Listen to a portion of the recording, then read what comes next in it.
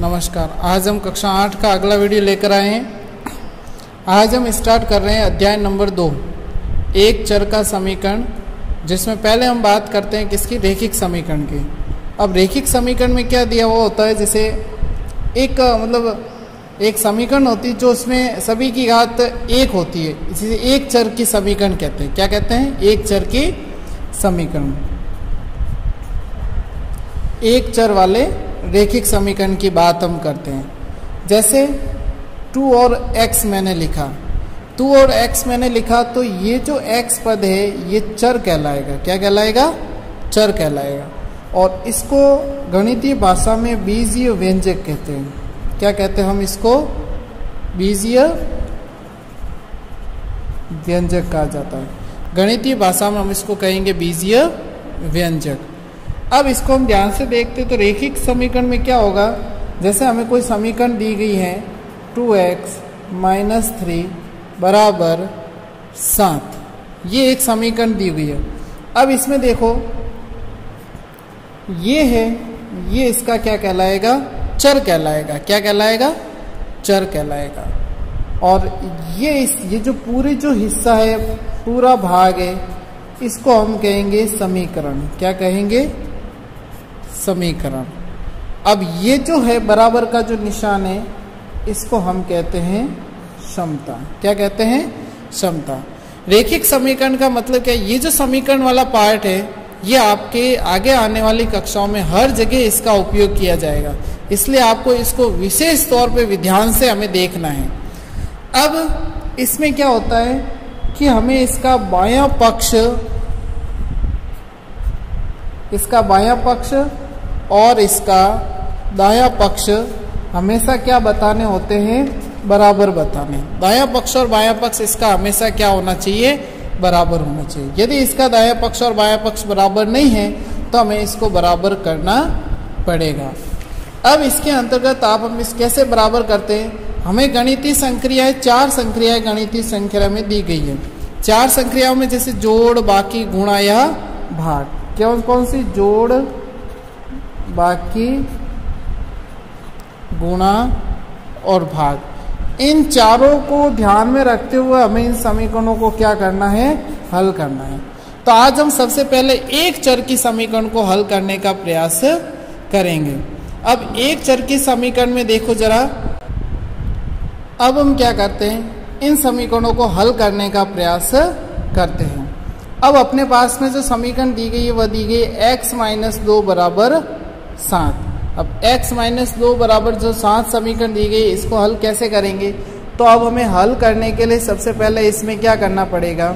ये जो समीकरण हमको दी गई है x - 2 बराबर 7, तो दोनों पक्षों में आपको क्या करना है कि एक पक्ष में से इस मान को घटाना, एक पक्ष में से इस मान को हटाना है। तो 2 तरीके हैं। तो सबसे पहले अपने इसमें क्या करते हैं, हम इधर माइनस का है तो आप इधर प्लस का करो, +2 इधर भी जोड़ दो, +2 इधर भी जोड़ दो, है ना। इस तरह से हम इसको हल कर सकते हैं। तो अब हम क्या करते हैं, दोनों तरीके मैं आपको बता देता हूँ, और दोनों तरीकों में जो तरीका आपको सही लगे उस तरीके से हमें इसको हल करना है। वैसे पक्षांतर वाला तरीका आपके इसमें अभी नहीं दिया हुआ है, लेकिन फिर भी हम इसको जरूर हल करने का प्रयास करेंगे। अब जैसे देखो, दोनों तरफ मैंने क्या कर दिया, +2 इसमें भी जोड़ दो, +2 इसमें भी जोड़ दो, या फिर आप ऐसे करो, इस 2 का पक्षांतर करो। क्या करते हैं? पक्षांतर करने पर मतलब ये जो चर राशि है ये अकेली रहनी चाहिए। चर राशि क्या रहनी चाहिए? अकेली। अब पक्षांतर करने पर, अब पक्षांतर किसका करेंगे? -2 का करेंगे। जब -2 का हम इस तरह पक्षांतर करेंगे तो x बराबर 7, -2 को जब जबरदस्ती हम उस तरफ लेकर जाएंगे तो ये माइनस का क्या हो जाएगा? प्लस हो जाएगा। तो अब इसकी वैल्यू कितनी आ गई? 7। तो x का मान अपने पास में कितना आ गया? देखो जरा, 9 आ गया। कितना आ गया? 9।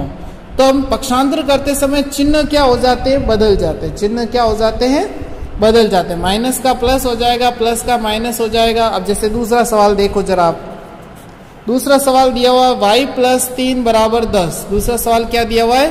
y + 3 बराबर 10। तो पक्षांतर करने पर देखो जैसे प्लस का 3 है, इसको हम इस तरफ लाने का प्रयास करेंगे तो प्लस का 3 है, जब जबरदस्ती हम इसको उस तरफ लेके जाएंगे तो किस में आ जाएगा, माइनस में। तो y बराबर क्या आ जाएगा, 10 में से 3 घटा दो, ये आ जाएगा 7। तो y की वैल्यू कितनी आ गई, यानी y का मान कितना आ गया, 7 आ गया। तो पक्षांतर करके हम इसको बहुत अच्छी तरह से हल कर सकते हैं। अब इसके बाद में देखो ये जरा, अब इसमें x 6 है वो x के क्या है, गुणा में है, क्या है, गुणा में है। तो वापस जब हम इसका पक्षांतर करेंगे, क्या करेंगे, पक्षांतर करेंगे, तो 6 इसके जो गुणा में है वह क्या हो जाएगा, इसके किस पे चला जाएगा, भाग में चला जाएगा। किस में चला जाएगा, भाग में चला जाएगा। अब देखो इसके भाग में चला गया, तो भाग में चला गया तो अब 6 का भाग 12 में कितनी बार जाता है, 2 बार जाता है। तो x की वैल्यू कितनी आ गई अपने पास में, देखिए जरा, 2 आ गई।